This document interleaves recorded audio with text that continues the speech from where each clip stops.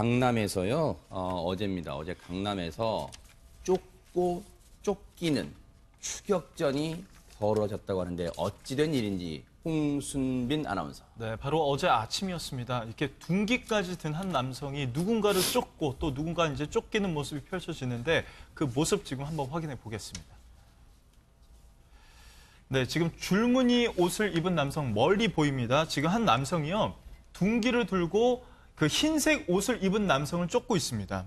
그 앞을 막아서던 이 흰색 남성이 결국 이렇게 도망치는데 남성이 도망치니까 들고 있던 둔기를 쓱 던지더니 다시 그 둔기를 줍고 끝까지 따라가고 있는 모습이 지금 이 서울의 한 주택가 이 골목의 CCTV에 포착이 된 겁니다.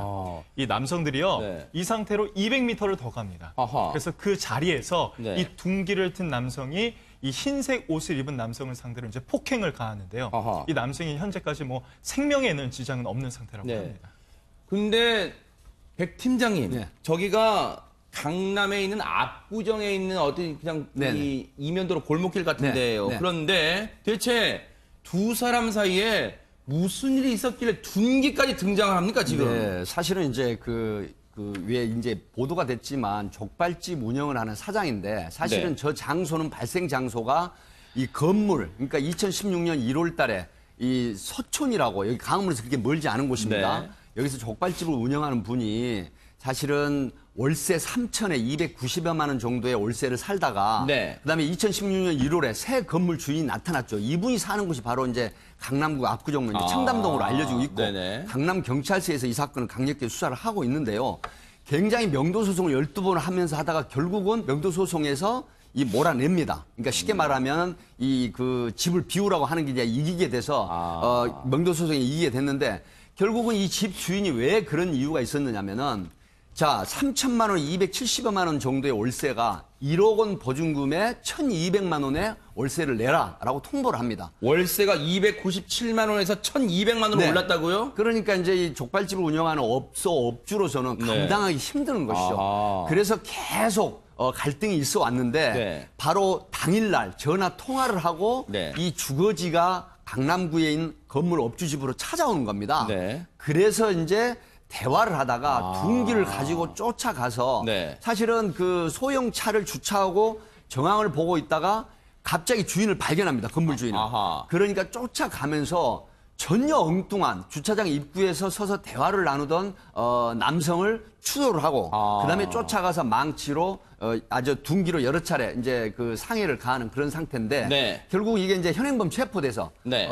살인 미수 내지는 특수 상해로 아하. 조사를 받고 있는 그런 사건입니다. 지금 이인철 변호사님, 지금 두 사람 사이에 지금 어떤 이 건물의 임차인과 임대인 관리 사이였는데 이 엄청나게 임대료가 월 297만 원에서 지금 건물주가 바뀌는 과정에서 월 1,200만 원으로 임대료가 올렸으면 뭔가 이 족발집을 운영하던 사장 입장에서는 뭔가 법원에도 도움을 요청하고 재판도 갔을 것 같은데 어땠습니까? 그렇죠. 뭐 제가 봐도 사실 그 월세가 너무 올리긴 올랐습니다. 하지만 네. 또 그게 또 불법은 아니거든요. 어허. 현행법에는요. 이 계약 기간을 정해도 5년까지는 갱신을 요구할 수가 있어요. 그러니까 1년을 계약해도 5년 동안은 장사를 할 수가 있거든요. 어허. 하지만 5년이 지나면 계약 기간이 끝나기 때문에 나가야 되지 않습니까? 만약에 새 그 건물주가 나가라고 하면 어쩔 수 없이 나갈 수밖에 없고요. 어허. 만약에 계속해서 있으려면은 보증금과 월세를 올려라. 요걸 네. 해도 거기에 따를 수밖에 없는 거예요. 어허. 계약 조건이 마음에 안 들면 나갈 수밖에 없잖아요. 근데 이 그 세입자 같은 경우는 여기서 굉장히 오랫동안 장사를 해가지고 굉장히 좀 유명한 그런 세입자로 들었거든요. 어허. 그러니까 만약에 이사를 가게 될 경우에는 또 새로운 그 손님을 구해야 되고 굉장히 사업이 어려워질 수가 있지 않습니까? 그래서 어허. 한 자리를 계속 해야 되는데 그러니까 이제 건물주가 조금 어떻게 보면 제가 보기에는 권리 남용을 좀 한 것 같습니다. 이 보증금과 월세를 이렇게 그냥 많이 올리니까 네. 세입자가 화가 날 수밖에 없잖아요. 어허. 그래서 뭘 하지 않아야 될 이런 행동을 한 것 같습니다. 재판까지 갔는데 재판부는 그러면 이 건물주의 입장을 손을 들어준 거예요? 어쩔 수 없잖아요. 법에 따라서 계약 기간이 끝났고 나가야 되기 때문에 또 네. 보증금 같은 경우에도 또 새로운 조건에 따라서 지켜야 되기 때문에 그 법원에서도 고민했겠죠. 네. 그래서 아마 여러 차례 조정이라든지 협상을 시도했지만 네. 건물주하고 세입자가 합의가 안 됐을 경우에는 결국에는 법에 따라서 나갈 수밖에 없기 때문에 네. 이런 일이 발생한 거 아닌가 생각이 듭니다. 근데 이게 박상희 소장님, 네.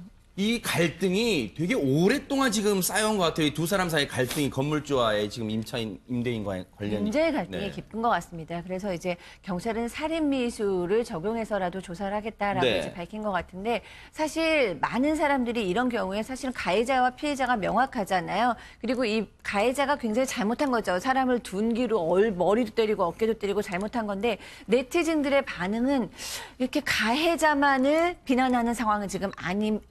아, 왜냐하면은 그래요? 네. 이 피해 상황이 2년 동안 굉장히 유명한 사건이었고 아하. 어떻게 보면은 많은 영세 자영업자들이 공감을 하는 사건인 거죠. 네. 그러니까 우리가 5년 동안 최선을 다해서 정말 불모지를 정말 좋은 옥토로 바꿔놨는데 간신히 우리나라 자영업자가 5년 동안 살아남는 비율이 30%가 안 된다고 아, 하더라고요. 네. 간신히 살아남았는데 그다음에 이제 건물주가 나가라고 하면 사실 이 정도 4배를 임대료를 올린다는 건 나가라는 얘기와 거의 별반 다름이 없기 때문에 네. 나가라 그러면 우리는 5년 이상을 정말 몸 바쳐서 일했던 이 삶의 터전을 잃고 나가는 거기 때문에 굉장히 많은 자영업자들이나 많은 네티즌들은 지금 가해를 한 행동은 너무나 잘못됐지만 그 여러 가지 갈등 상황에서는 굉장히 이 가해자의 상황에 공감한다라는 글도 많은 상태인 것으로 보입니다. 그런 의견도 지금 올라오고 있는 것 같습니다.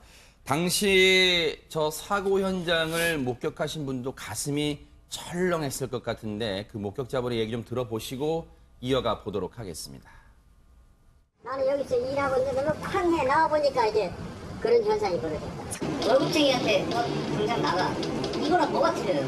그렇죠. 네. 이게 말이 되냐, 뭐 이게 나가라는 소리 이제 이게 말이 되냐, 그리고 막 거기서 여기 앞도 없주다 막 이러면서 이렇게 했었어요. 영상도 틀고, 티켓도 들고 다 했었던 거예요. 지금 이 백 팀장님 네. 상황만 놓고 보면 물론 앞서 이인철 변호사 말씀처럼 법이 그렇게 돼 있고 이 건물주 입장에서는 법적인 테두리 내에서 권리를 행사했다 이렇게 보여지니까 또 건물주만 지금 상황만 놓고 보면 건물주만 나무랄 수 있는 상황도 아니다 이런 생각도 듭니다. 네, 사실은 이제 애국께서 지적을 하셨지만 네. 이런 부분이 방송이 되면 네. 양쪽에 그러니까 자기 입장에서 이렇게 진실되게 말하는 분들이 사실은 그렇게 많진 않아요. 왜 그러냐면 네. 자 우리 건물주 입장에서는 인테리어 하고 그다음에 주변 시세라든가 시가대로 보증금을 올리고 그다음에 임차료, 월세를 달라고 하는 게 뭐가 나쁘냐라고 하지만 네. 또 일부 소상인들은 사실 오랫동안 여기서 영업을 해서 단골 손님이 생기고 그다음에 그동안에 쭉 해서 네. 월세라든가 임차료를 충실하게 냈는데 네. 갑자기 주인이 바뀌었다고 해서 4배 정도의 이 보증금 인상과 그다음에 월세를 올리면 우리는 어떡하느냐 네. 이런 부분들이 서로 이제 공감을 하는 부분인데 네. 사실은 조금씩 물러서서 네. 서로 양보를 해줘야 되는 부분인데 안 그렇거든요 현실적으로. 네. 그럼에도 불구하고 이제 물론 그 소상공인 입장에서는 영업을 하시는 입장에서는 어려움이 있으시겠지만 네. 둔기를 가지고 그다음에 주거지 앞에까지 가서 이런 극단적인 행위를 한다는 부분은 결국 영업도 못 하겠지만 본인이 또 형사처벌을 받는다라는 측면에서는 좀 더 적극적으로 소통을 하고 그다음에 진정성을 갖고 1인 시위를 한다든가 하는 이런 부분들을 적극 활용해서 네. 협상을 이끌어내는 게 좋고요.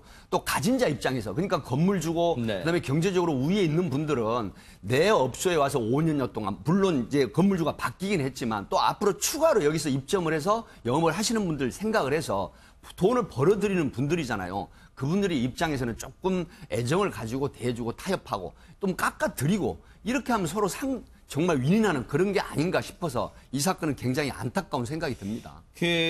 앞서도 뭐 박상희 소장이 말씀하셨습니다만 이인철 변호사님 예. 보니까 두 사람 사이에 이 감정의 골이 깊게 패였다고 볼 수 있는 게 지난해 10월부터 네. 그리고 6월 4일까지 12차례나 강제 집행 시도가 있었네요. 그러니까 이 재판을 한 번만 해도 서로 정말 원수처럼 되거든요. 이혼 네. 재판을 해도 원수가 됩니다. 재판하면. 아하. 그런데 12번이나 법적인 절차를 했으니까 얼마나 사이가 나빠지고 갈등의 골이 심해졌겠습니까? 물론 법적으로는 뭐 건물주가 잘못한 것은 없지만 제가 보기에도 조금 법이나 이런 판례가 바뀌어야 될 것 같아요. 왜냐하면 이 사실 볼모지에서 이 세입자들이 이 식당 주인이 얼마나 노력해가지고 이 같이 올린 거 아닙니까? 지금 유명한 이 서울의 뭐 가로수길이라든지 뭐 경리단길 이런 길이 있잖아요. 네. 처음에는 사실 그렇게 유명하지가 않았어요. 그랬어요, 누가 맞아요. 노력했느냐? 네. 이 세입자들이 식당 주인들이 정말로 열심히 일을 해가지고 가격도 오르고 막 그랬거든요. 그러면 그 이익을 누가 봅니까? 건물주가 보는 거 아닙니까? 아하. 그럼 건물주가 좀 배려를 해야죠. 네. 법은 그렇지만 그 법이 바뀌어야 되는 거예요. 네. 이렇게 만약에 그 세입자를 쫓아낼 경우에는 권리금이라든지 그 사람의 노동의 대가 같은 걸 정당하게 지불해야 됩니다. 네. 이렇게 법이 바뀌어야 된다고 생각합니다.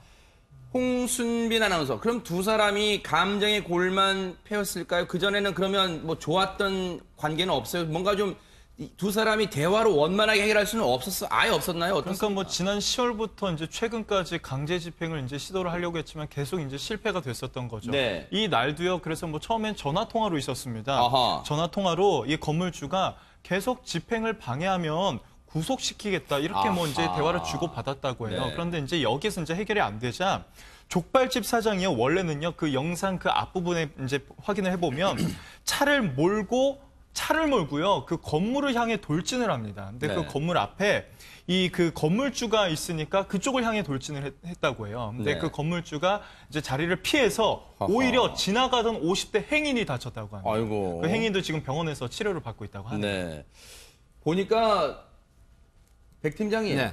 이게 뭐 오랫동안 감정이 쌓여서 그런지 애초부터 전화상으로도 좋은 말이 오가지 않았네요. 그러니까 이게 대화로 풀 수 있는 단계는 이미 훨씬 지났다 이렇게 봐야겠네요. 네, 이제 서로 감정의 골이 네. 깊어졌죠. 그러니까 명도 소송에 의한 그러니까 소위 집을 비우지 네. 못하겠다. 우린 생존권이 걸린 문제다. 네. 그러나 집주인 입장에서는 나가라. 또 법에서 나가라고 했으니까 당신들 나가야 되는 거 아니냐 하는 부분인데 네. 사실 일선에서 이제 경험칙상 말씀을 드리면 이런 부분들이 첨예하게 대립을 합니다. 그래. 결국 건물주 입장에서는 새로운 내가 원하는 임대료라든가 보증금을 받아야 되는 거고 또 입점에 있는 상인들 입장에서는 내가 여기서 오랫동안 희생을 하고 건물주에게 사실은 충성스러운 그런 입장을 보였던 거거든요. 네. 이익을 주고 그랬던 건데 결국은 이런 상태에 골이 깊어질 수밖에 없죠. 12번의 명도소송에 의한 나가라 못 나가겠다. 그래서 사실 이 업주 입장에서 보면요. 네.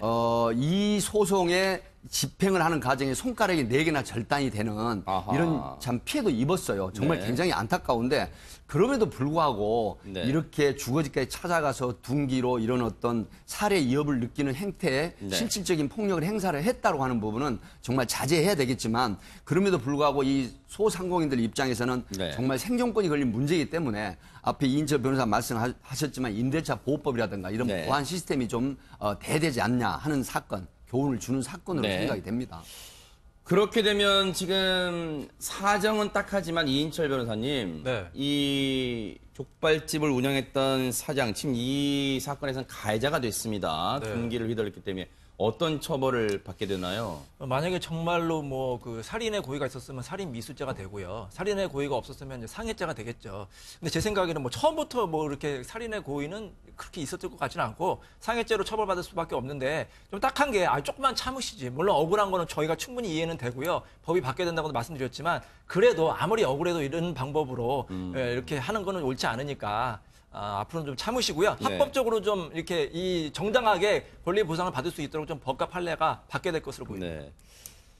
이런 박상희 소장님 참 이런 일이 사실 이 사건에만 국한되지 않고 앞으로도 계속 같은 사건이 일어날 수도 있다 이런 생각이 듭니다. 그럼요. 저희가 요즘 잘 쓰는 용어 중에 젠트리피케이션이라는 얘기가 있잖아요. 아하, 지금 네. 뭐 가로수길도 얘기하셨고 그렇죠. 뭐 북촌도 서촌도 다 마찬가지인데 이렇게 뭔가 도시 재생 사업이 일어나는 동안 이 젠트리피케이션을 우리나라 말로 바꾸니까 둥지 내몰림이라고 쓰신 분들이 있더라고요. 아하. 그러니까 기존의 거주민이나 원주민이나 또는 저기서 장사를 하던 소상공인들은 임대료가 너무 높아지니까 이제 쫓겨날 수밖에 없는 거죠. 그러면 그분들은 또 다른 곳에 가서 다시 개척을 하는데 개척을 하면은 또 그 동네가 다시 아하. 또 발전을 하면서 또 그렇죠. 밀리고 이러다 보면은 이제 잘 살 수가 없는 구조가 되기 때문에 서로 상생할 수 있는 법들, 그러니까 지금 뭐 5년 동안만 임대료를 5% 안으로만 올릴 수 있고 그 다음부터는 뭐 무한대로 올려도 상관이 없다라는 법이 있다고 하더라고요. 근데